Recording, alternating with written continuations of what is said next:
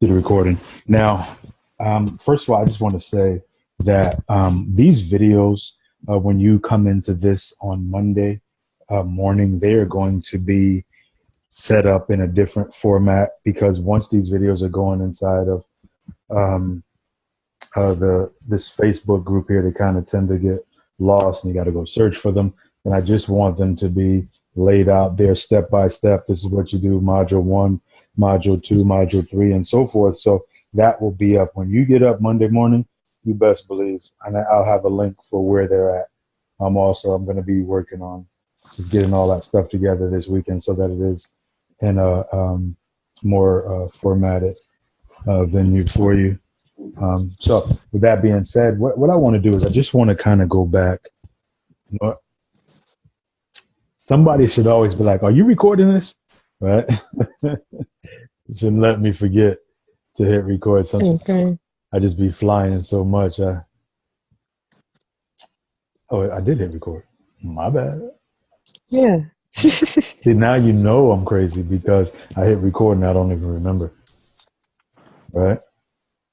So double check, make sure it's recording. Okay, cool. And you can see my screen? Mm-hmm. Okay. So basically just want to just do some foundational stuff right here, making sure that everyone understands like what the steps are to find a deal, what the steps are to negotiate a deal, and even maybe even do some role play with people who haven't role played in the past. We can still make some phone calls to people who may be out in on the West Coast at this time. So let's get that in. I want everyone to understand what the job of a wholesaler is, right? And let me pull up a little pad or something here.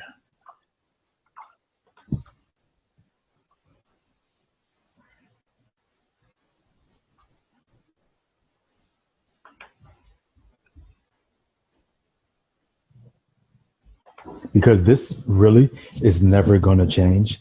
There are so many different exit strategies in real estate, and you're going to hear a bunch of people talking about a bunch of different things, but just want you to remember that real estate is real estate.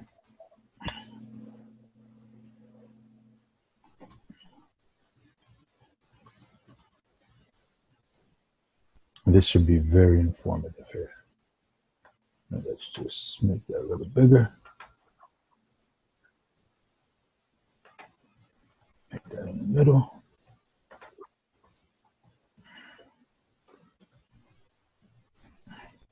Because what I'm going to do is we're going to go over this basic stuff again. And I want to really put fire under everyone. But for this, maybe for the next week or two, there's going to be a different fire placed under Olivia, Aretha, and Mary, because you ladies are in on that deal. And I don't want it to sit there.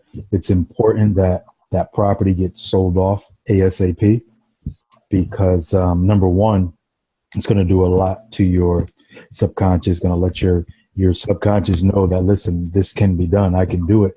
And there's a check in my hand, right? So I don't know the date. If anybody remembers the date that I went down there with Jamie, was about 2 weeks ago. Mm-hmm. About 2 weeks ago. 2 weeks ago. Yeah. Was it 2 I weeks think it ago? was like If you have 19th. If you have the copy of that deed that I sent over, the date is on there also. I have it, but I don't have it in front of me right now. But okay, so let's just say, so that's the Stopel deal right there. And the way this is going to work, this is going to be Olivia, Mary, and Aretha, and me, right? And me.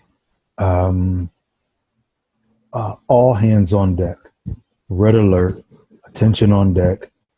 This must sell first. All right. For you ladies, nothing else matters. All right. Nothing else. Is that supposed to look right? STO. Yeah. Nothing else matters. The number one priority at this time is to get this sold off. All right. Now, if you weren't in the deal, what the other people will do, so that'll be, we have Barbara, we have Cornelia, who else? Angel, and Christine. Right. Okay. So this team right here is going to be team leads. All right. Now, as you see, the properties are so prevalent in Detroit. And just starting off, what I want for Barbara, Cornelia, Angel, and Christine, I want you to experience quickly, right? I want you to experience getting the deal quickly. And I want to put timers on this so that we can make this measurable, right? There's got to be accountability there, and we need to have massive results. I really believe that every 20 to 20, let's just call it 25. I believe here in Detroit that every 25 leads should bring a deal, right? Because there are so many empty houses sitting here. There are so many people that are out of state that I don't believe care about those properties anymore, right? A lot of the properties, some of them are fire damage. People have already been paid off and they're still trying to sell them, right? And we can get those properties for dirt cheap. Now, what I want you to realize before we get into this is that there's some advantages here. And the advantages are that I actually have a property management company here. So one of the scenarios can say, well, do you want to, first of all, we want to know if do they want to sell? If they don't want to sell, what our job is to do then is to try to convert them into a cash buyer, right? So if no,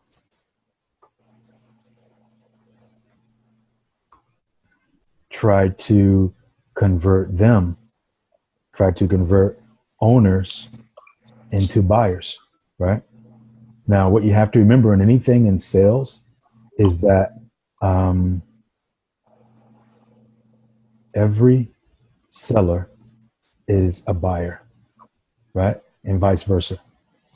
So we have to keep that in mind, that a person has bought something, they will sooner or later, they're going to want to sell it. A person who sells stuff, sooner or later, they're going to want to buy something, right? So just remember that every seller is also a buyer. So once again, we want to convert those owners into buyers if they don't want to sell.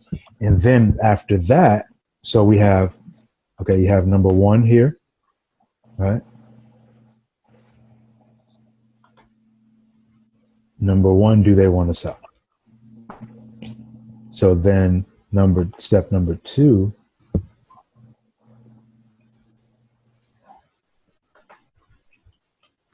okay. Step number two would be try to convert them. If the answer is no, try to convert them, right? One of the things that I always say, One of the things that I always say is, what can I bring this over? Yeah. One of the things that I always say to people who are not or are not ready to buy today is, can I call you back in 30 days to see how you made out? All right. So if a seller is not ready today, ask if it's okay to call them back in 30 days. Now, if you have the tools, which I know everyone doesn't have yet, and that's imperative to make this work, to have these tools with the real flow, the vacant houses, the cash buyers, the private lenders. You've been using that, right, Olivia? Yes. How do you find that works out as far as giving you the tools that you need to be able to find buyers? I'm still learning it. So, but it gives you the information right there. It tells you, like, if you're looking for a property, it tells you, it gives you the address, the complete address. It gives you the property owner name and address and phone number on some of them. It gives you the information about the house. So that's very helpful versus, searching the internet for it. Right. These systems. It tells you also that it's vacant if the house is actually vacant. Right. That right there has saved me so much time. And, we have to have systems set up in place, systems, resources, to be able to adequately, effectively manage our time. Some people are still working jobs, right? So these systems allow you to really eliminate maybe 4 to 10 hours worth of research a week, and to be able to just on demand look at something, even send a letter from it. And because you just said that, Olivia, what I'm going to also do is I'm going to do some more in-depth training on each of those systems, right? And we'll have that'll be up and ready. So after Friday, like this whole weekend, like you probably won't hear much from me. Just know that I'm putting all of this stuff in one place for you, so that it's just a whole lot more user friendly. All right. Okay. So if the seller's not, so you always want to ask them if they will, if you can call them back in 30 days, because I can tell you, if a seller's not motivated, if an owner's not motivated today, they might be motivated in 30 days, they might be motivated in 60 days, or they might be motivated in 90 days, right? So it's up to us to follow up, because this is rule of thumb right here. The fortune is in the follow-up. That's 100%, 1,000,000% true. And most people, most investors, or most wholesalers in this business, they fail because they actually do not continue to follow up. It's a one-shot thing and they're done. And I don't want you to fall into that mistake of just talking to someone one time, always following up. And there is a follow-up system inside of the Real Flow, which can be tagged to you as someone who's actually working on a lead. And actually, we'll go over to that. We'll go back over to that also. I know when they're starting out, when you're new to this, it's a lot of stuff being shot to you at one time. So what I'm going to do now is I want to spoon feed it to you and put it in nice little digestible chunks, so that it doesn't overwhelm you. Because it's really easy, I know, from starting out to get overwhelmed in this. It's really easy to be on YouTube and looking at one thing, and before you know it, you have 6 or 7 videos on there talking about something else, and it's just taking off. So especially for people that are looking up things on YouTube, it's really, really easy to be led, way off course with this stuff, because there's just so much information out there. So that's why like I said, I will be doing these on Tuesdays and Thursdays.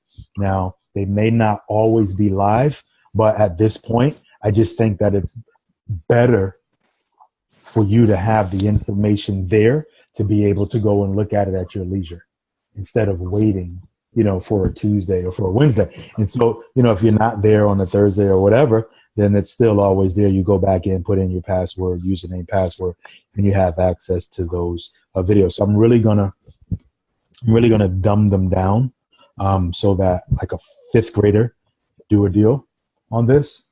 And I think that that's something that will just help you out, because there's so much stuff out there. But I just want to go into the meat, right? No fluff. I just want to just tell you exactly what step to do. And then when we have a weekly call, if there's something that is outside of that you need questions with, you can put that in the group or bring that up in the conversation. But I at least want to have everything right there in front of you, all right?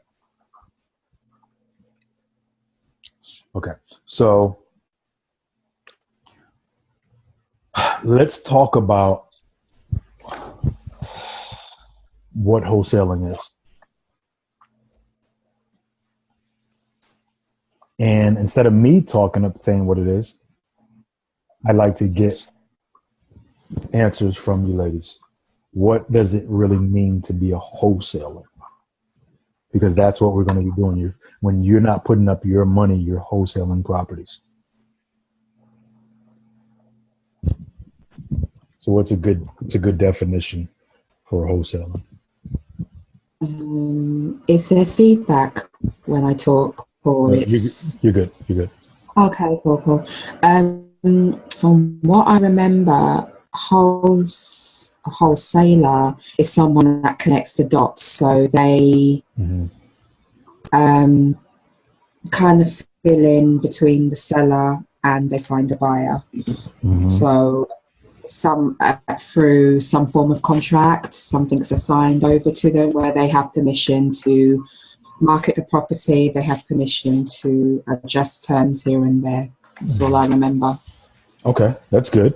Olivia? Okay. Oh, I'm sorry. Oh, no, okay, Barbara. Let's go. Yeah, so I was going to say that and I was thinking about the definition, which I think, makes sense to me, is that a wholesaler is an individual that acquires a contract, a real estate contract, and they are able to sell their control in the contract. Great answer. Great answer. Olivia? To me, a wholesaler is someone who gets a contract to sell someone else's. Well, first they do their due diligence and research the property, and they get it and contract it over and sell it to someone else at a discounted price. Okay. So in essence, all of you pretty much said a piece of what it is. One thing I'm glad that you didn't say is that you're selling houses, because you're not selling houses, right? Real estate agents sell houses. And I really like the way that Barbara and Olivia said it. And Cornelia, you said the same thing too. Basically, it's your job to be that middle person. Yes, that's correct. To get a property. But okay, let's just come up with a definition. What is wholesaling? The ability to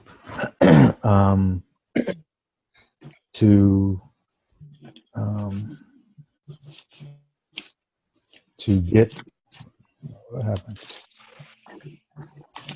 The ability to get a property under contract. And I really like what Barbara said. You have to understand this, is that in anything in sales, we have a product, right? In sales, there's a product or there's a service, right? So, piggybacking off of what Barbara said, you're controlling a contract. Piggybacking off of what Olivia and what Cornelia said, also, we're putting a property under contract. So, in essence, a wholesaler's product is what? Can you say that? What is your product? What are you selling? Because in sales, we're selling a product or Contract. service. Right. Everybody agree with that? Yes. Sure. Say yes after I said right. Yeah, I agree. Yeah, sure. Yes, contract.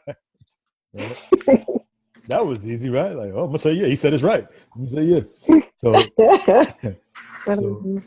So yeah, what I want you to understand, because a lot of times you may come across a real estate agent or somebody who doesn't understand what you're doing, and they're going to tell you that you're trying to be a real estate agent. They're going to maybe even threaten to report you to the real estate commission, right? So if that ever happens, and it will happen from time to time, but you have to understand that you will never say that you're selling a house. You actually own contract. That's your product. Okay. Your product is that contract, and you are going to now sell off your interest in that contract. Okay. You are selling your interest in a contract. Right. Now, when you sell, let's talk about what happens. What happens next? Okay. So, Barbara, let's start with you this time. You actually have a property. A seller has agreed to your price minus, the Mayo formula, minus the 30% off the top, minus repairs, minus your wholesale fee. So when you get that property, he signs off on it, says, yes, I agree to sell. You say, yes, I agree to buy, even though you're not buying. What happens next? And so then what happens next is the next step would be for me to connect with a buyer. Mm-hmm. I would need to connect with the actual individual or the lender. I'm coming to a loss of words here, but it's the individual that's actually going to purchase the contract for me. Yeah, I mean, you said it the very first time before you said connect with a buyer. That was absolutely right. Okay. And anyone else want to put anything else in? Can you say what you said again? Can you repeat what you just said? When you get the contract, what happens next? Of course, like as, you said, as a wholesaler, like what's your job after you get the property under contract? you got to connect with you're the middleman. So what you're doing is going to connect with that buyer, the person that's buying the property. You're going to get your wholesaling fee. So you're basically putting them together. You're going to get your fee, for whatever price or whatever.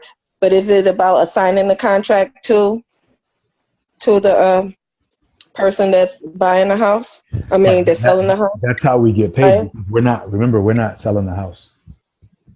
Assigning it. Do you connect a buyer and a seller? We're not assigning the house either. Don't say that word. I'm taking it out, but you're connecting the buyer and the seller together, but you got to get your fee. Listen, how does that work? Because the lingo that you're using can get you in trouble. Okay, so give me the lingo to use. It says, what is wholesaling? The ability to get a property under contract, right?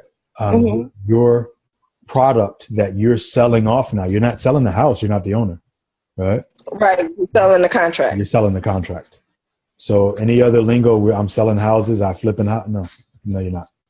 You're selling the contract. I'm telling you that because that could get you in trouble if you have a real estate agent, right? You have a real estate agent. You even heard Melissa say that before, right? That they took her down to the real estate board. I don't know if you heard it or not. She said it on one of her calls with me. Did anybody? Got it.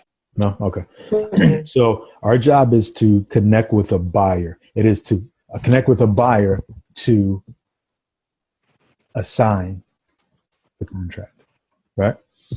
And has everyone seen that section in the contract that says that it's assignable? Yes.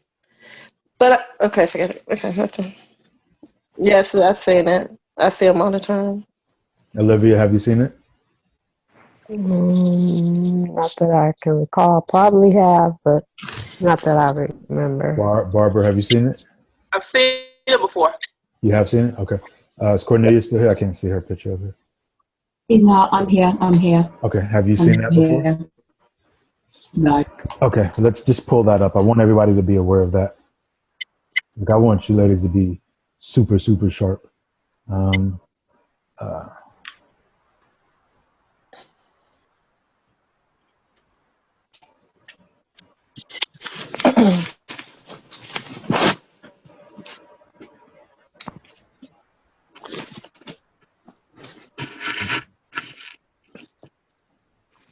Okay.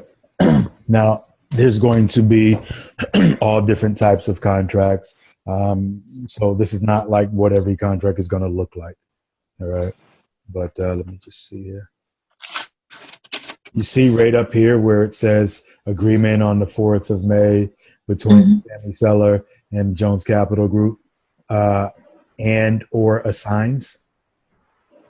This is what you want to make sure, whatever the contract is that you're using in your state. If it's Detroit, within Michigan, I'll give you one to use, but it has to say that on it. That's what allows you to be able to collect an assignment fee. All right. This is what the banks do.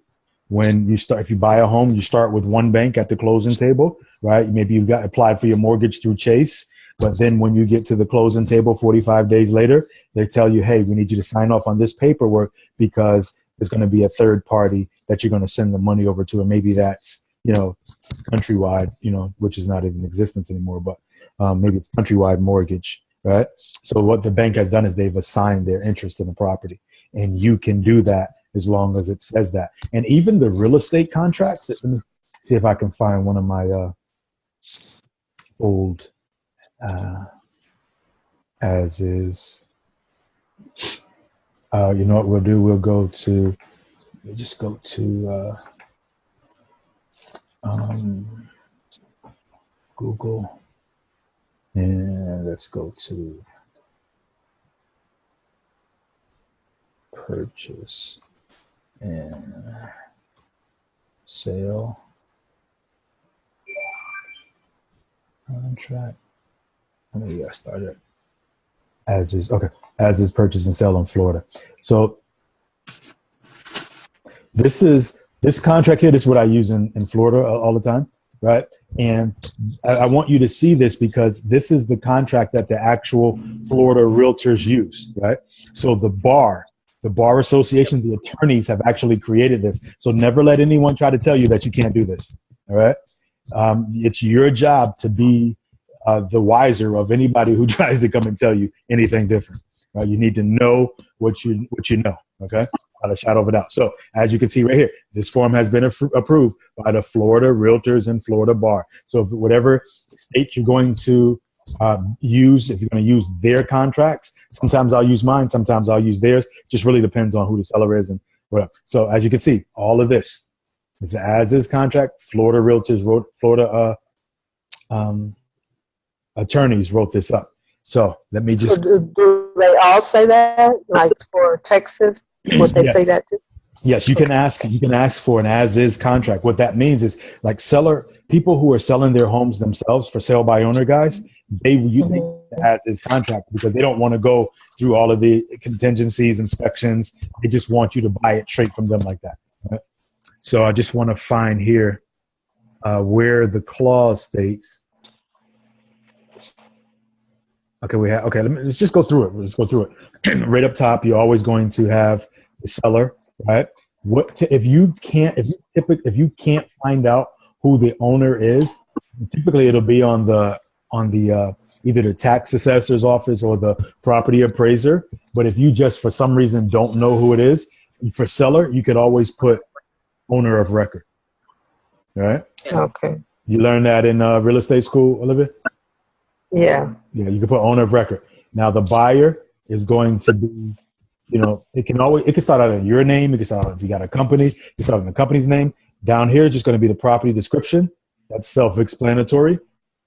And And then this is just regular jargon, personal property, dishwashers, all that stuff that's just saying that it's either going to remain or it's going to be taken out, blah, blah, blah. Purchase price. And I'll do some other videos that go over this, or I'll actually fill it out for you. Let's just say purchase price 100,000. I'm going to check that there. Initial deposit, if there's a deposit, what I would put there, the way that I do it, I'm going to put $1, $10, or $100 there. If you're dealing with a real estate agent, they're going to tell you 1% down, which would mean out of 100,000, you'd have to put down at least 1,000. Right? I don't do that. This information is going to be who the title company is. Whoever's going to handle the title is going to, I'm just going to mute everybody. Whoever's going to handle the title is going to handle that, right? Whoever's going to do the title, like so for our company here, it's called Title Source, and that's who we use. We put all their information, and we put the escrow agent's information in there, right? Okay, we're going to, typically down here is going to tell you what the closing date is. You're going to put your closing date on your contract there. If there's any extension, that'll be in there already if you needed some type of extension. Occupancy and possession. Okay, right here. We all see this? This is in the Florida contract. The attorneys wrote that. Please don't let anybody talk you out of what I'm teaching you and tell you that you can't do this. All right? So what does it say here? And I'm gonna unmute people because I want to get some feedback on this part here. I just like I'm muting myself. Okay. Too much noise. Yeah.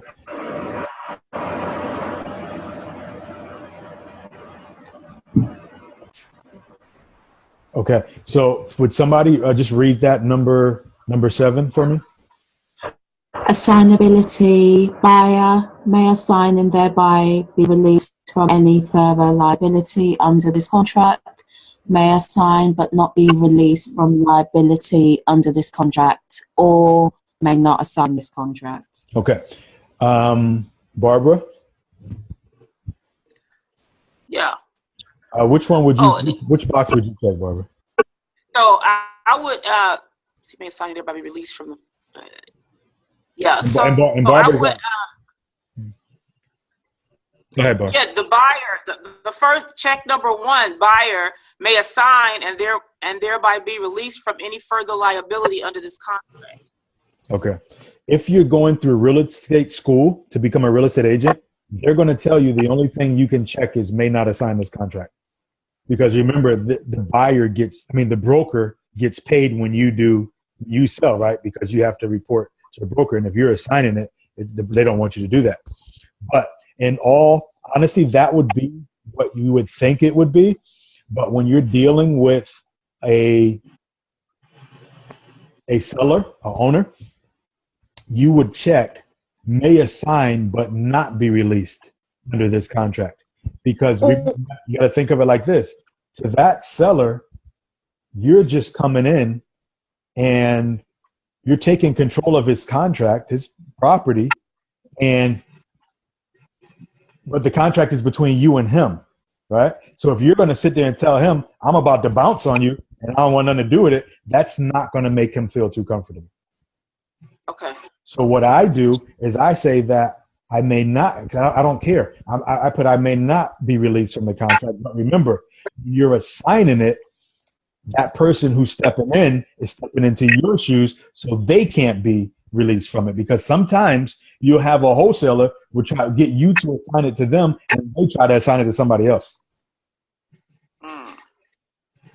So when you're dealing directly with that owner, you probably want to put may assign but not be released, because now if a buyer happens to really look this over and say, well, what do you mean you're assigning it? What would you say? What would your explanation be? And I want to hear from everybody on this one.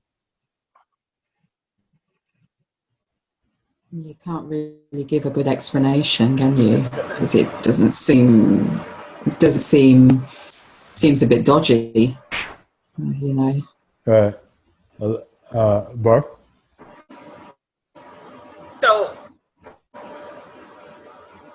So is the question is why if the seller is asking why Why am I assigned? Why would I sign it?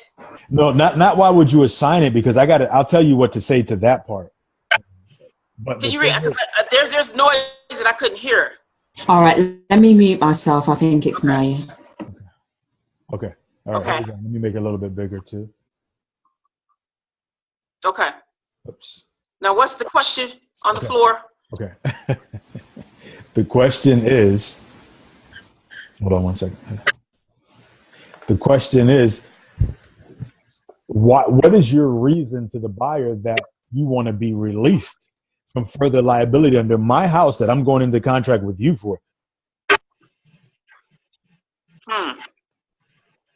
Is there really a good reason that you could tell, that somebody could tell you?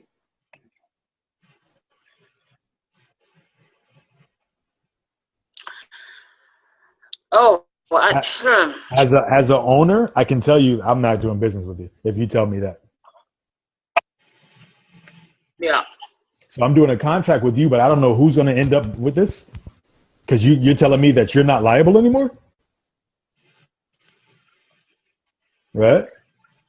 I'd have to. I need to really think through that and be prepared to answer that question. No, Yeah. You have to be prepared to answer that, because that might be something that a lot of them might ask. Right. If I chose it. That's why we're not putting that though. Remember, we're not going to check that box, but I just want you to see why. As if you're the seller, why would you agree to that? Yeah. Right. Mary, you want to take a shot at that? You wouldn't,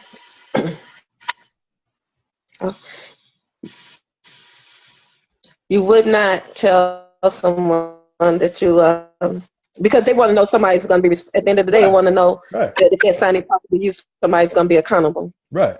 So because I know that I am going to close it, I will check the box that says may assign but not be released from liability under contract. Because if you're going to do, if you've done everything that I've showed you, if you have your buyers lined up, right? You have your private money lined up. Why do you need to check that? And that right there, it just says red flag to me. Right? And Barbara, with you, I just want you to put yourself in the position of an owner going under contract with, let's say you're going under contract with Mary. And Mary says to you, well, I'm going to check this box right here, Barbara, that says that I'm going to assign, there's an assignability. So that means I can assign your contract off to somebody, but I want you to release me from all liability under this. Yeah, that would just send off a bunch of red flags. Right. Yeah. So what I would say is that this contract may be assigned, and I'm not even going to say it. I just check it, right? If they go through it and read it and ask me a question, then I'll have an answer for them. But now, since we're going to use that first box that says it may be assigned and thereby released, may be assigned but not released, what can my answer be to that if they're saying, why did you check that one? Anyone can answer that. You talking about the second block? Right, not be released from liability. Well, because if you're saying it could be assigned, you're making sure that they're going to be they're going to trust you more so, because they're going to know you're going to put them, if you're not being released, they know that you're going to be liable if something else goes on with the property. So they're going to trust that you're going to assign it to someone who is reliable. Okay, let's play this out. I want you to listen to what you just said. And now me and Barbara are going to play this out. Barbara, Ms. Taylor, I am going to be purchasing your contract, but down here on the bottom, I just want to let you know that I'm going to assign this contract also. So I may not be closing on this contract, Barbara. You don't know me. I'm sorry. Okay. I'm sorry. You're not going to close on the contract? Aren't you purchasing it? What's going on here? Do you see what just happened, Mary? Yeah. Okay, Mary, step in now. You said it. She wants to know what's going on. What the world are you talking about? You're not going to close them. But you're putting your name up here. It's going to be closed on, but I'm not going to be at the table. Somebody is. No, you better not tell me that. Oh my! You're not going to be at the table. Who are you? Where are you coming from? I don't want to do business with you. I see it. But, okay. I talked myself into that one. Get away from my house. Yeah, right. For real. Okay, so how do you get around that one? You're going to assign it. Okay, Cecil, get me out of it. I want to give Cornelia a chance, and I want to give Olivia a chance before I come in. I'm just listening right now because I have too much noise. Okay. Yeah, and there's a tiny bit of feedback where I am as well. That's why I've kept myself good. But can you guys hear me? Yeah, I can hear you. Okay. I can't even answer the question. Okay, I understand, Olivia. There you go. I understand. Did somebody want to say something? Did Mary want to say something? Yeah, like it gets stickier and stickier as you come up with different ideas. Right? You know, I guess I'm looking at it, I guess because I do see these and I see it from the mortgage standpoint where they'll say so-and-so bought this contract, now this person is in charge, or, you know, they're always assigning, reassigning, you know, contracts. But how do you do it on a personal level? That's what I'm trying to figure out. Let's figure it out. Let's work through it. Barbara asked you a question. She said, "Who are you? What do you mean you're not going to sit at the closing table?"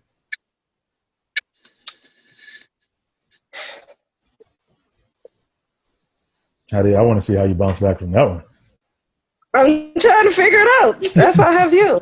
No, you don't have me. No, you're sitting there talking to Barbara, trying to buy her house. She was about to sign off with you, and you just said that. Remember before, Mary, I told you it's the thing that you don't know that'll bury you in this business? Yes. Yeah.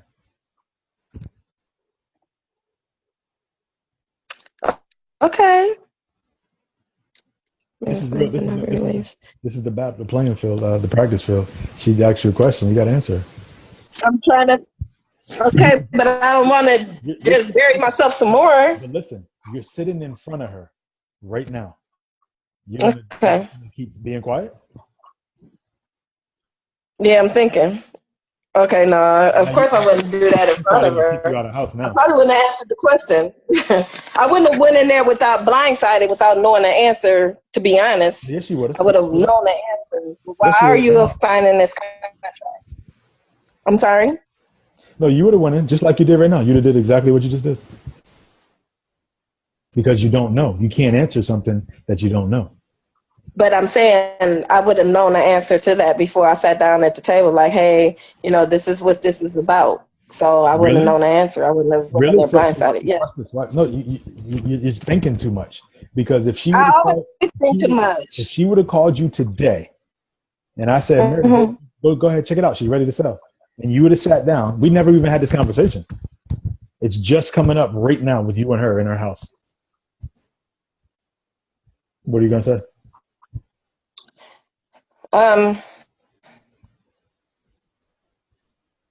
Man, You lost the deal. I did. I lost it. I know I'm overthinking it. Okay, if you're going to sign it, so. Okay, Barbara? Yeah, I was trying to think. Oh boy! Oh no, shoot. I was trying to think through what would I say, and just off the top of my head, I would probably say something like, Mr. Seller, I know that this may seem a little different, and it might be a little scary, but let me assure you that that I would say something like, well, let me assure you that I'm able to close this deal, because you have to realize the position that they might be in. So you need to go back and really help them to. You gotta play on, well, not, I don't want to say play, but you have to really appeal to their emotions at this point to say, you know what, I know this is scary, but you're in a situation here. I've come to help you. So my company, we've been doing this for X amount of years. And, I would begin to talk about my credibility and try to kind of walk my way through it from that perspective. I don't know, Cecil, maybe I'm wrong, but that's probably how I would have handled it. No, that's good. I like the way you think. You think outside the box. But my thing is right now, I want you and Mary back in your living room, back at your kitchen table. And she just told you what she told you. And your question to her was, well, what? Yeah, I would. No, I'm going to be honest with you. At that point, I probably would have killed the deal. Mm-hmm. And I probably would have just kicked her out of my house. And Mary, I like you. I like you. No, but I understand. It is what it is. Okay. Business is business. I would have like, is this lady? Where does she come from? I mean, what is this? No. Right. So let me ask you this. Would you sit there? Oh, I'm sorry. Hold up. I want you right now to be in Barbara's kitchen. Barbara said to you, what do you mean you're not going to be at the closing table? Now, right now, say it to her, Barbara, and then Mary, you got to respond. Okay. Well, what do you mean you're not going to be at the closing table? I'm not understanding that.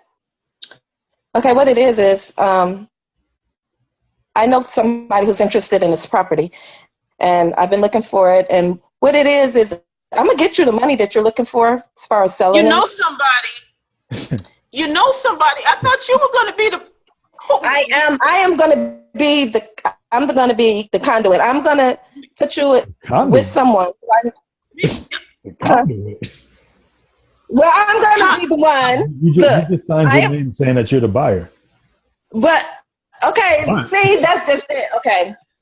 But I'm not buying the property. That's why I'm confused. If you're wholesaling the property hold up. to someone else. Hold up.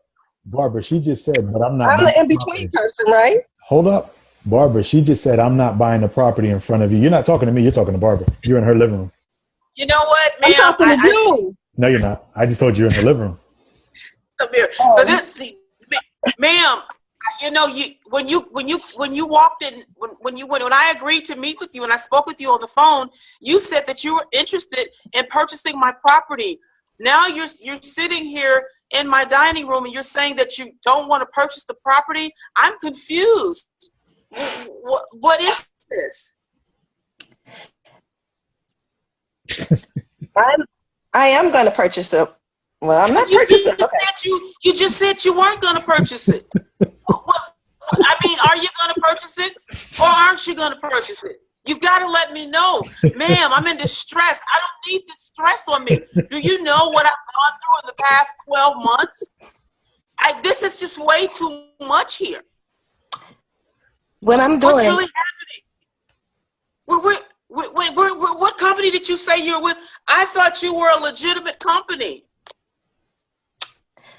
You don't have anything to say? No. Oh my goodness. Ma'am, I'm going through a divorce right now. I just want you to know my husband left me. And I've been so stressed out, I can hardly function at work. What in the world? You're not going to buy it? Why are you wasting my time? Good question. Why am I wasting your time? And that's how a conversation might go. That is so real right there. Look, I had a conversation like that today. So anyway,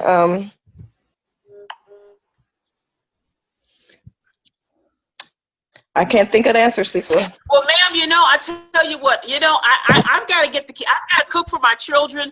I think that at this point, thank you for stopping by, but I'm going to ask you to leave now because this is not working. This is not going anywhere. And I don't want to waste any more of my time. Thank you for stopping by. Yeah, and ma'am, also, ma'am, you don't have to go home, but you got to get the hell up out of here.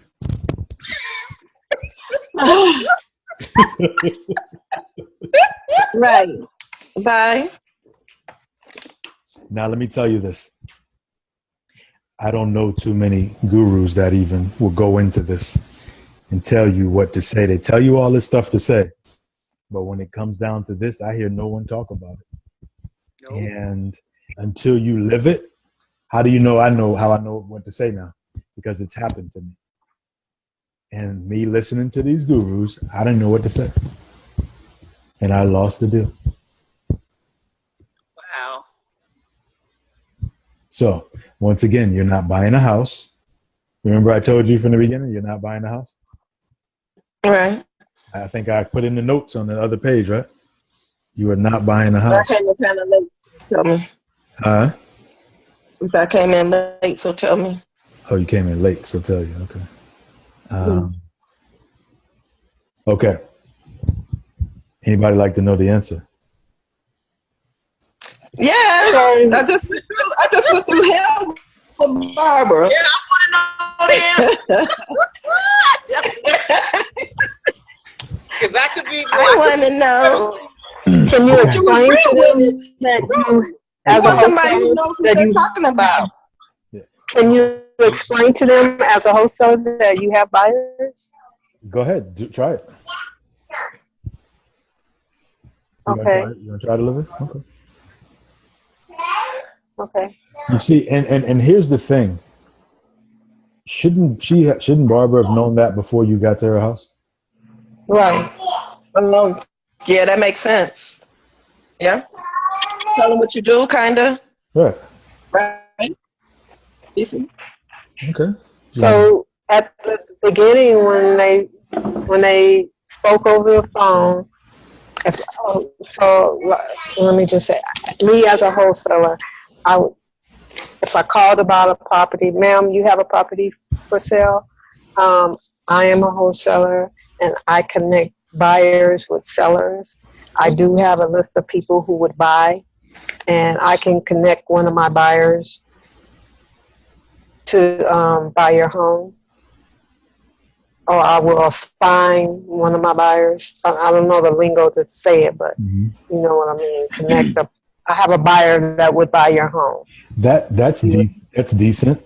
I'm letting her know up front that you are a marketer, or you're a wholesaler, like you said, and you work with a lot of cash buyers, and you can bring them a quick sale without any fee, without any commissions or anything to her, right? So at this point in time, you don't know who's going to get the property, but you're going to step in, and if nothing else, if none of your buyers are qualified, well, you could buy the property, right? Right, Olivia? You could buy the property. Right. Right. And you really could. I just haven't got into that yet. But what I would have said, this is what I would say. We go back to the contract, right? And where'd it go? Okay. So typically, like I told you, what I would do, that's not it. Here we go. What I would do is I just sign it in. I just fill it in, right? But if somebody were to say to me, what are you doing? What are you doing? I would say, well, at this point in time, because we do a lot of deals, I'm not sure which company we're going to close it in right now. We won't make that decision until the closing table. How about that? I didn't hear you. For some reason, you're fading. Did anybody else? Was I fading? Did anybody else? No, I heard you. Because we do a lot of deals, I'm not sure what company we're going to close it in right now. Right. Okay. Is that what Right. Does that make sense? Does that make sense, Mary? Hello? Yeah. Yeah. Kind of. Kind of? That's Chris. Well, That's straight to the point.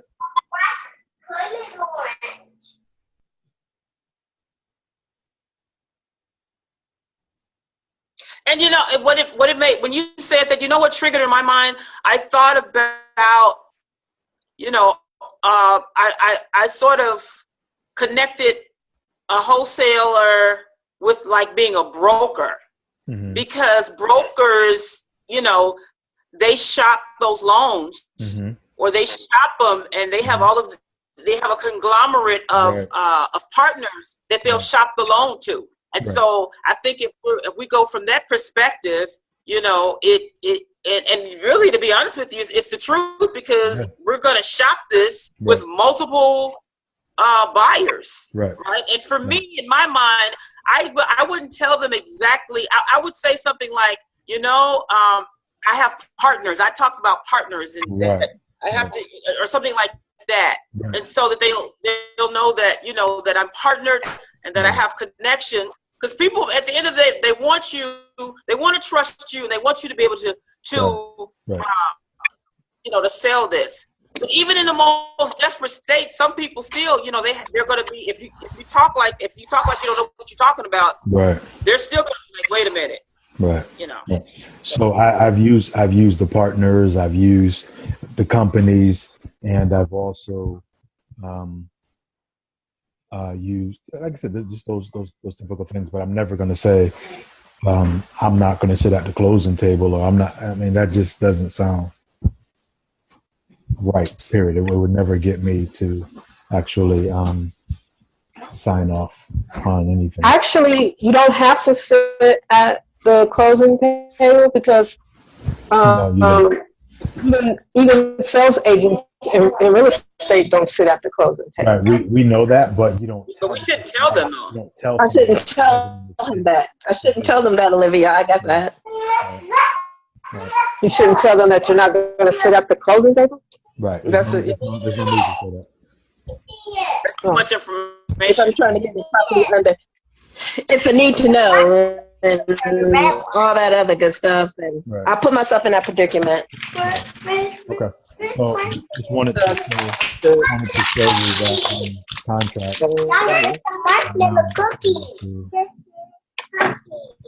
You out, Olivia. I just wanted to make sure that you knew that the assignability is legal.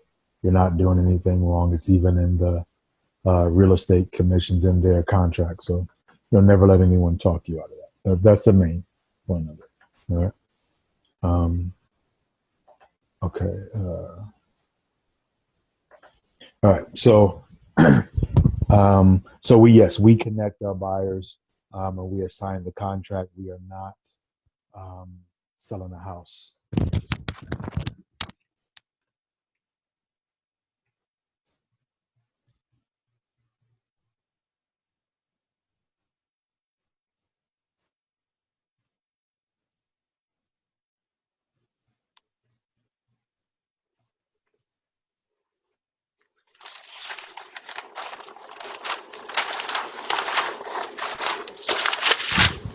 So only your interest in your product. So with that being said, I want to explain to you how you're going to handle other wholesalers, because most of the time other wholesalers, they're not going to buy it, but you may be able to co-wholesale with someone else.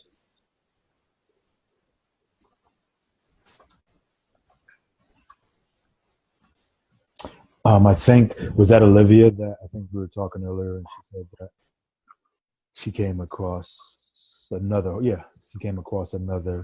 wholesaler. Well, when it comes to doing business, this is my philosophy. When it comes to buying a property, or not, I'm going to say controlling. When it comes to controlling a property, I don't want to deal with wholesalers, right? In this business, they call that daisy chains, right? No daisy chains here, where someone else just comes and slaps 5,000, slaps 7,000 on top of the price, I actually had that happen to me one time before, where I gave someone the opportunity to co-wholesale with me, and I forget what my price was, but by the time it came back around to me by some other wholesalers sending it to me, and it was actually my deal, but there was like a $20,000 markup on the property, and that doesn't seem cool, especially if it gets back to the owner.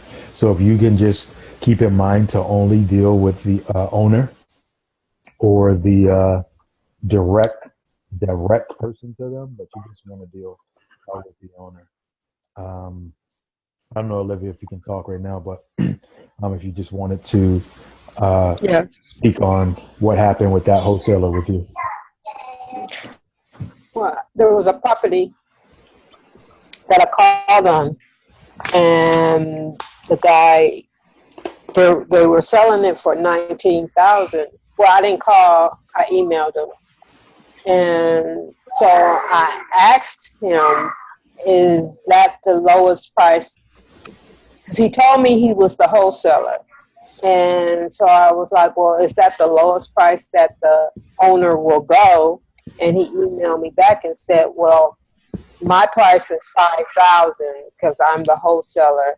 And because of taxes and water bill, she's selling it. She wants $13,000. Okay, well, that still leaves $1,000. I guess it may have been the water bill, but the taxes were $13,000. So I was like, oh, okay. And so I told Cecil about it, and he said, that's a wholesaler. So I'm trying to sell you the property.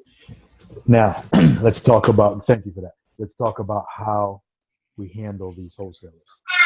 Number one, there was no reason for you to tell someone else what your fee is.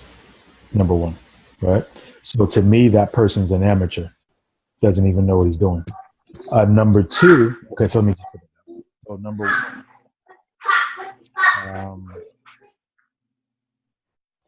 don't tell anyone what your wholesale or your assignment fee is. You don't have to. For what? All right? Because remember, when you're wholesaling a contract, you're on the clock, right?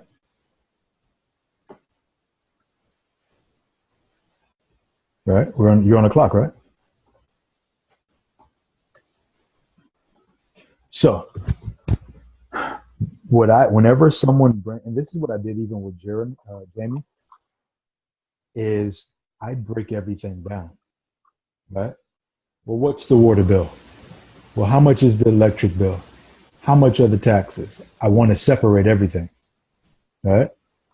Because I want to get to the bottom price, because all the other stuff that can be negotiated, I just want to stick to the price. So 3, what you want to do is you want to separate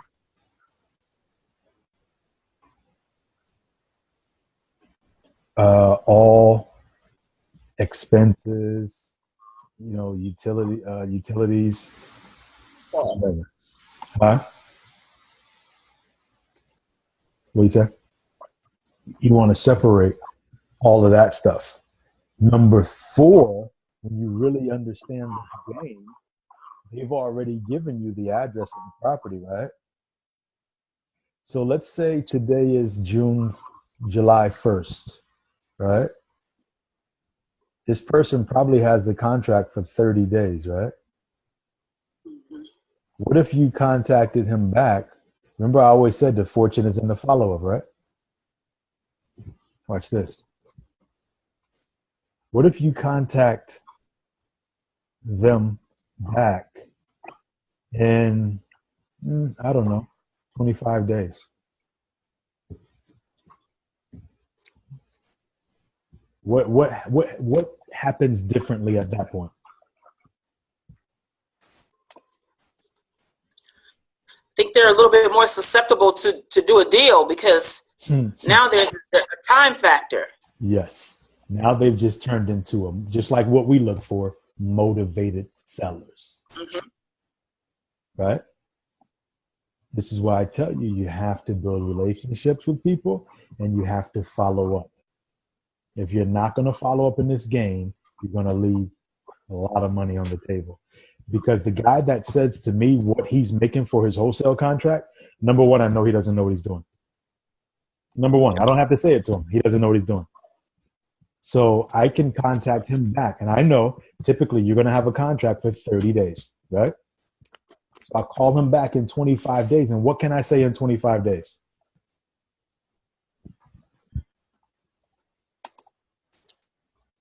Come on, y'all.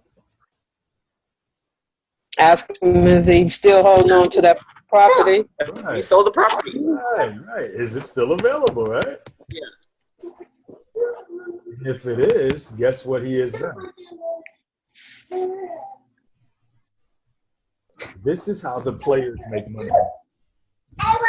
We don't jump through hoops for nobody in the beginning, right? Because what is the contributing factor for motivation? Time. Let them play checkers and you play chess. Strategy, right? Mm-hmm. So after the 25, okay, at about day 25, maybe he's got about 5 days left. You call him back and see, hey, what's going on? Now what happens is once you get them to that point and you say, okay, here's a question I say to them. Okay, I'm interested, right?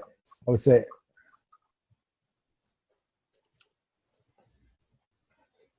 I'm interested. Watch this. Can you send me over what?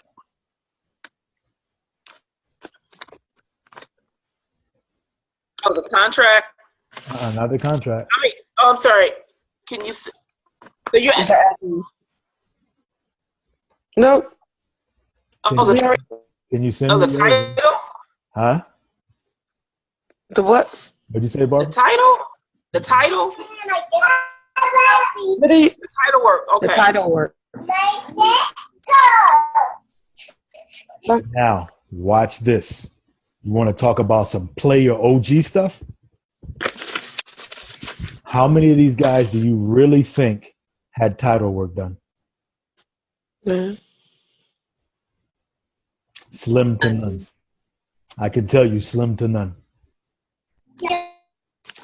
I actually was in a deal where someone did that to me, but I've already had the title. I already know to get the title work done.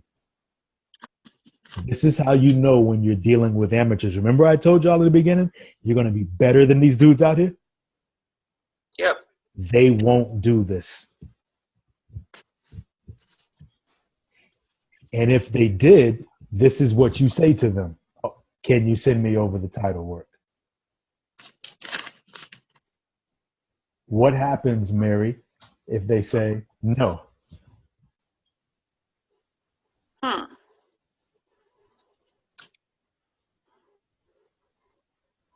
They lost that contract? They're gonna lose the contract. They still have it. If they don't have the title work. Now watch this. As a black lioness, you're gonna say something like, You don't have the title work? I can't buy this without The title work. right? Watch this. You do have it, don't you? You just pull their coat. You know who's real and you know who's fake. Now, it's typically going to take somebody 3 to 5 days to get title back. Contract gone. You go to the owner yourself. They're playing checkers. We're playing what? Chess. Chess. So when a wholesaler calls you, Olivia, you talk to a wholesaler and they're talking that talk. Okay, how long? How much longer do you have it under contract? Oh, okay. When did you get the contract? How long have you had it? Oh, I've had it for 2 weeks. What do you know now? They probably got about 2 weeks left. Yeah. Huh? You really run into a lot of wholesalers on the sites? Because I haven't ran into any wholesalers like that. I've basically ran into the owners or real estate. This wholesaler. No, I've come across A lot of them don't check come their across a wholesale. few. Right. That's why you have to ask the questions. Are you the owner? You see a lot of stuff that these people fall through. Like you don't even like. I know this stuff within. Right, because he wouldn't have told me he had it in a wholesale had I not asked the question. Right. Right. Are you the owner? And that's part of the Or had question. That's part of the questions in the script. Are you the owner? So when I ask somebody if they're the owner, they tell me they don't know. Like you're not doing your due diligence. So number one, I'm showing you that there's different levels. You know now that I know more than you. Right? So what I'm telling you is that this scraps the whole wholesaler thing. And when if you're gonna wholesale and buy from a wholesaler or control from another wholesaler, you gotta quickly show them that you're the boss, and then quickly show them that their stuff is not set up right, and when y'all can't do business. If they want your help, if you want my help, you want me to come in and help you out of this contract, I need the title. Now watch this. Watch this. When you have the title, work, what do you know? Everything. Everything. You know the taxes. You know the liens. the liens. What else? You know Most importantly, what do you know? who the owner is. Even more important than that. How much is owed. How much is worth. You know what the price is. Yep, the price. That's what you really want to know. So this person could be lying and telling you what is hope, right? Mm-hmm. Now I know everything. This is 15 years of experience, and this is what bosses do. I have a question. Mm-hmm. I have an answer. So if a wholesaler loses that contract, say wholesaler 1 loses the contract after 30 days, somehow that contract has expired. Mm-hmm. And then I'm wholesaler 2, and I go to the seller to present them with a new contract. Am I going to go from the perspective of I'm trying to actually, well, not save the deal, but the seller might be just a little, teed off that deal fell through, and so now I'm going with the wholesale deal. How do I approach that? I guess is what I'm asking. I'm going to send them a letter. Okay. I want them to respond to me. Okay, that's how you do it. Okay. We're not going to be the hunters. We're going to be the hunted. Okay. Make sense? Yep. Yeah. Okay. All right. So the reason that I'm doing this is because I want to kill off other wholesalers. I don't want to deal with wholesalers. And if I do deal with them, they can find me the deal, but they're going to find it on my terms. Right? Yeah. In the meantime, you're wholesaling to flip your property so that you can eventually buy your own properties, right? That's the purpose of wholesaling. The purpose of wholesaling is to raise quick cash, right? So that you can now be the lender, right? Yep. That makes sense. Okay. So just wanted to go over those things, and this is very important, and I don't see people talk about this. Right. So that's true. What I like to do at this point is, what time is it? 9:48. Okay, I'm not gonna keep this going too much longer. I know Cornelia is like 5 hours ahead of us over there. Yeah. Wait, it's 4 o'clock in the morning? Yeah, it's 3 o'clock in the morning. Oh wow. Wow. Okay, let me. You could tell she's tired. Yeah, so don't expect much talk from me right now. Okay. So I mean, You're Southern. listen, if you're tired, man, I understand. You know, you come back on. You can check the replay out. You know.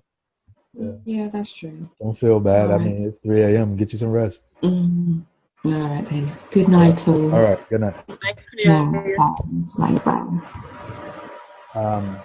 So,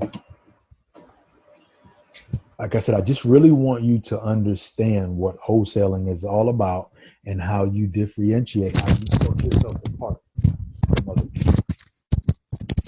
All right.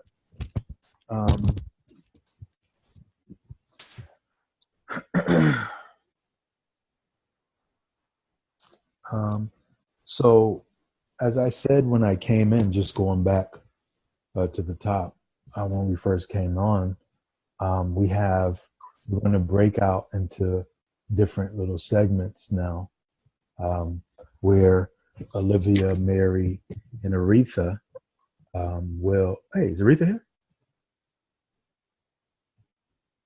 Aretha on the call? No? Okay. And Aretha, we're going to focus on selling off the sofa deal. All right.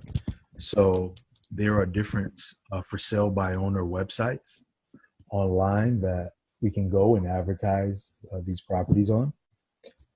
We have signs that will be going out this weekend, and I really want to get this property sold off quickly. I mean, like 2 weeks, seriously. Barbara, Cornelia, Angel, and Christine. Is Angel here? No. No? Okay. And Christine are going to concentrate on getting the leads. And I'm here first to get that first deal under their belts as well. We do have a property management company, so when we're reaching out to these people, we can find out if they want to sell. If they don't want to sell, we want to try to convert them into buyers, see if they want more properties, right? If a seller's not ready today, we want to call them back in 30 days. The fortune is in the follow-up. All right. So what I want to do is just go back over here quickly, because if you don't have the system, you're kind of shortchanging yourself, and you really should get in. And I'm going to show you what I did today, and I'm going to be making phone calls tomorrow for the Stopo property. And so,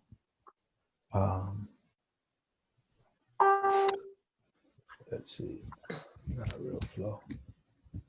I don't want to go to real flow. I want to go this one. The thing that I love about this is it puts everything right in your hands.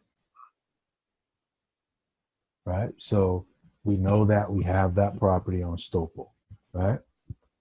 So what I'm doing now is I'm going to send out letters, and I'm going to send out, I'm going to make phone calls because this is a part of the system that you're paying $100 for. So wherever a property is, I'm just going to come in and look for the cash buyers that are right around on that street, right in that zip code, that have purchased properties there. And I'm going to reach out and ask them if they want to buy a property that they already own in that area.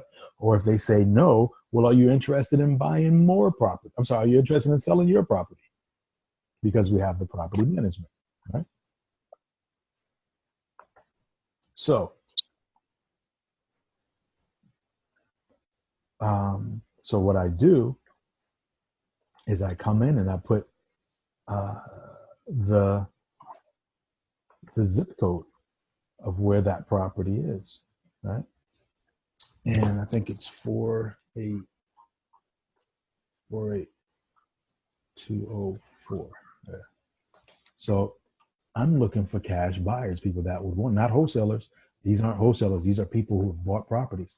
So what I'm going to do is probably take it to about 2-mile radius from that zip code that I just put up top. So I want to just see who owns properties in that zip code within a 2-mile radius. Search.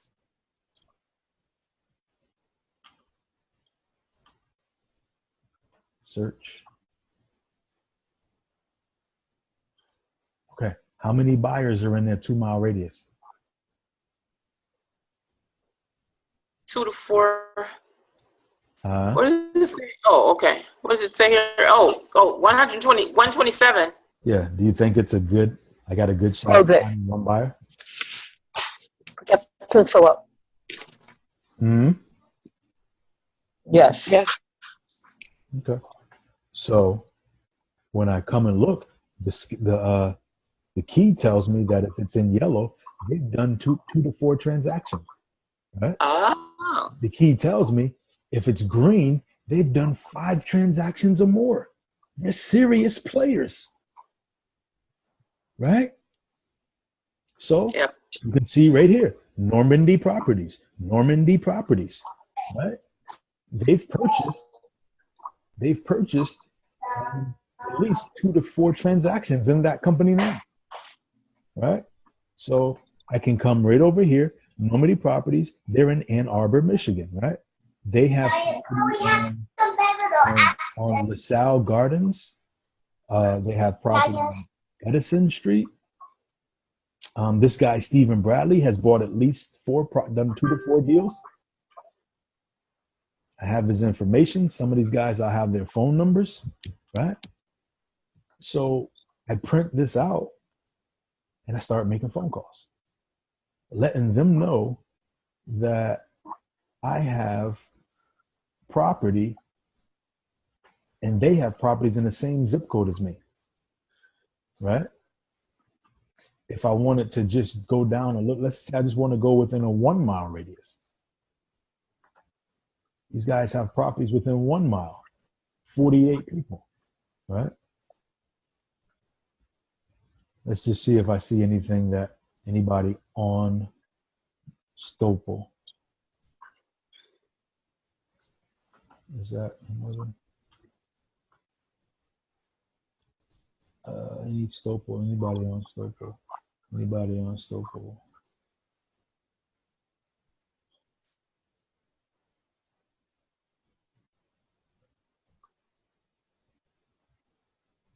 Okay, I don't see anybody on Stopel there, right? But what I could also do, I'm definitely going to reach out to all of these people. I'm going to reach out to the 127 of them in the 2-mile radius. Then I come here to my marketing tools. In case you're wondering, what do you say? Well, click on your marketing tools.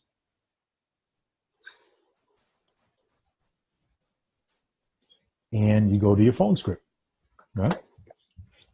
Phone script, cash buyer phone script. Look it up, view it. Tells you exactly what to say, right? Oops.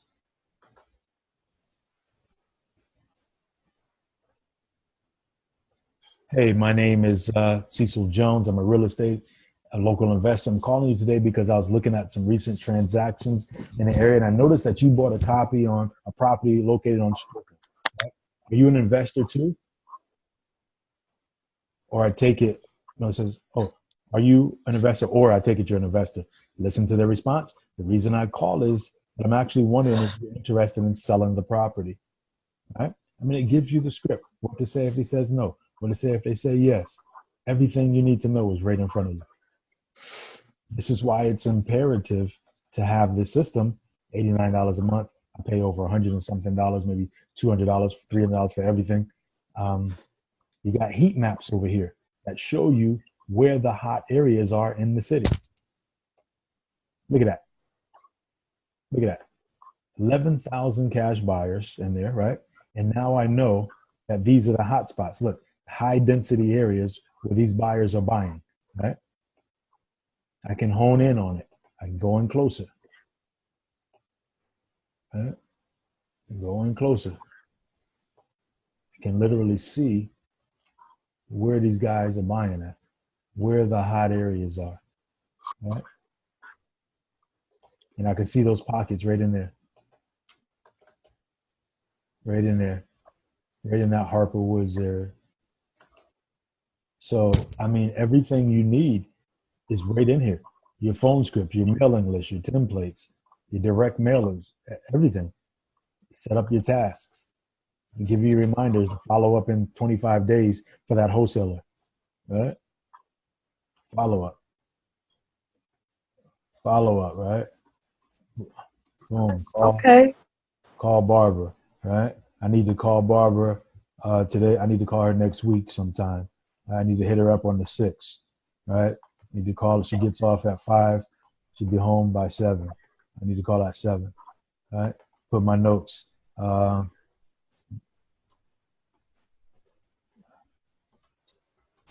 the video training in there also, it shows you what to do. Yep. Contact. Right. Give myself a reminder.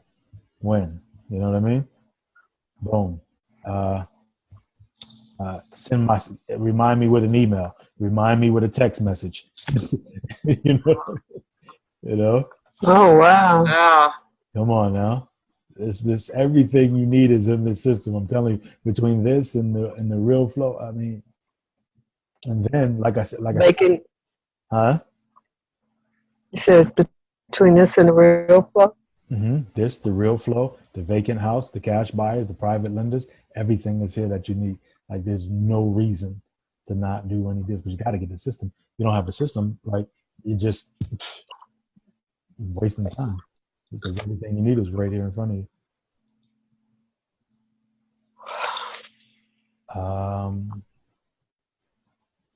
I just want to show you one more thing and we're done with this. Let me close out that. Okay, so the vacant house feeder, right? To find what we can do here, let's just say I come here and I put Stopel and that's the street. You can reverse engineer finding buyers and sellers. Well, there's 184 of them on that street, period. Vacant. Wow. Boom. Just go. Yep. I got the phone numbers. It's all Stopel. It's the whole street of Stopel. Oh my goodness. See, there go 8848. That one of the houses right next to it that I sent the letters to. I need to send a second letter because I haven't gotten no response. What you should do also is just maybe go into Spokio, go on 411.com, whitepages.com, Facebook, LinkedIn, see if you can find a phone number. If this guy's on Facebook, you can just send him a Facebook message. Okay, because I do got his name. Mm-hmm. Yeah. So, okay. Look, 8854. There go ours. Yeah. So you see this stuff is legit, right? Right. Like, man, ours pop, and I didn't even see that last time. Did you? I don't know. Well, when they do the update, it'll take that name out and all that stuff there. But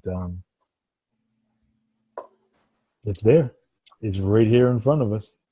So, you can always reverse engineer, find those people, and I said a lot of them. Anything that says land bank, you don't want to call them. That's the city, all right? Oh, okay. Because I was going to call all these people on Stoffel. So I'm like, yeah, those are city-owned properties. Okay. So they'll tell you, yeah, come on down. And a lot of them are city-owned. Wow. But look at this. This guy's in Cali.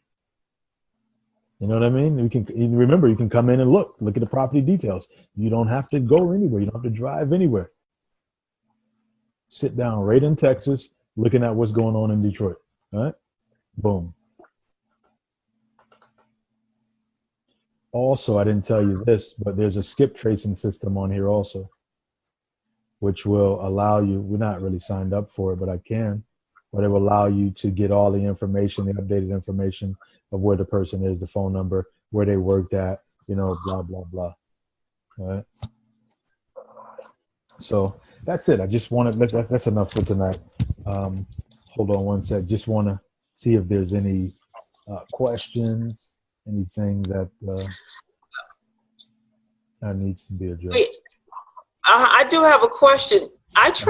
You know what? I tried to use the PayPal to purchase the software, and it wouldn't allow me to use my PayPal credit because I have like a PayPal credit.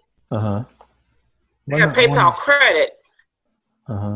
And it wouldn't let me use it. It was the payment. I could only use like, you know, a debit card or credit card, and I specifically need to use this PayPal credit to do this. And but it wouldn't let me do it. I don't know what that was all about. I don't know if I have to register to accept that or not, but I can look into it. Oh, okay. Do you have the PayPal debit card? You know what? No, maybe I should get that. Yeah. I don't have that. I have the debit card. That's cool.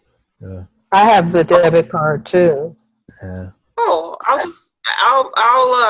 because I think, you know what I did? It did ask me for that, but I just, you know, I opted not to get it, but I guess I could probably get one.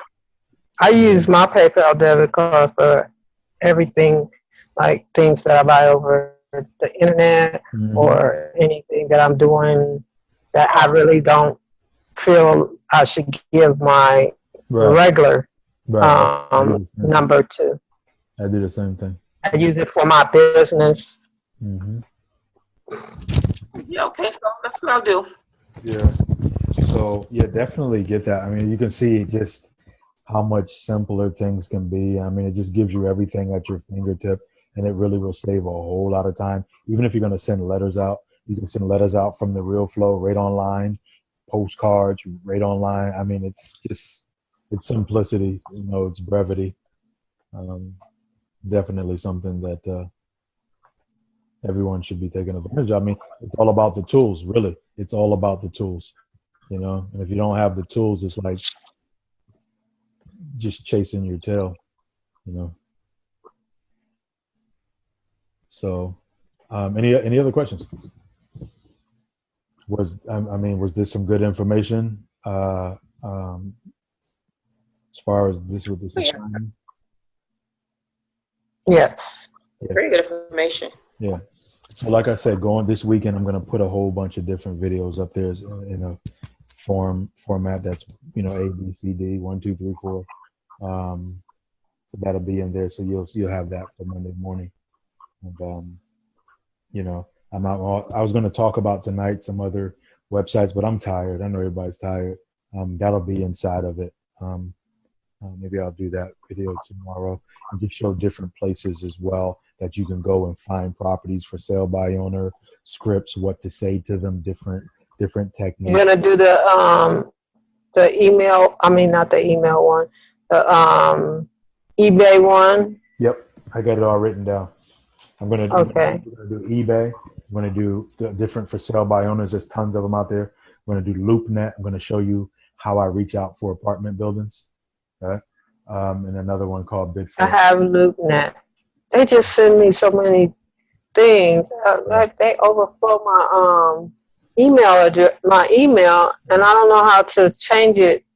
No, honestly, you don't want to change it. I mean, you can change it in there, but the whole thing about that is being able to build relationships with commercial brokers, and they'll send you the deals that I'm going to show you that we'll be looking for the apartment buildings. This is actually how we got that deal down in Georgia for the apartment building down there.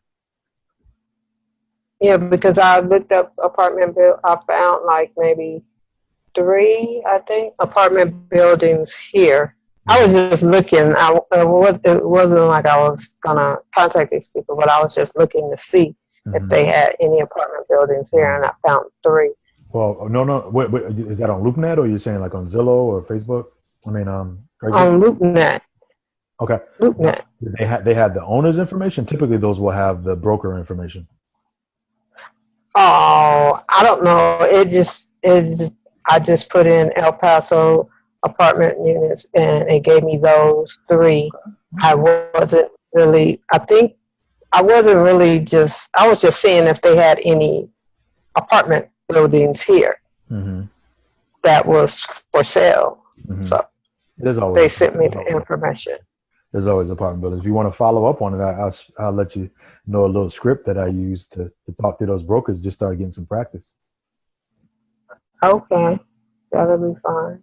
Because that is something I do want to do here. Yeah. Okay. But once again, it's still all about building your buyers list, and then what better way to build your buyers list than to actually just come click right here, right? Just click right there. Just click on the cash buyer feed and have access to all the cash buyers and call them up and talk to them. Use the script, right? Okay. You have to build that buyers list. It's imperative. You want to be successful in this, you got to have a cash buyers list. All right? Okay. I just drank all my water, and I'm telling you right now, I'm a little bit thirsty. Right? I'm a whole lot thirsty. I'm a little bit hungry. I'm a little bit hungry. And sleepy. And a little bit sleepy. And for those reasons, we're out. I'm out. Ladies, have a great evening. Once this is converted over, I'll put it up into the group so you can rewatch it. All right. Good night, ladies. Night. Have a good night. Night. Bye.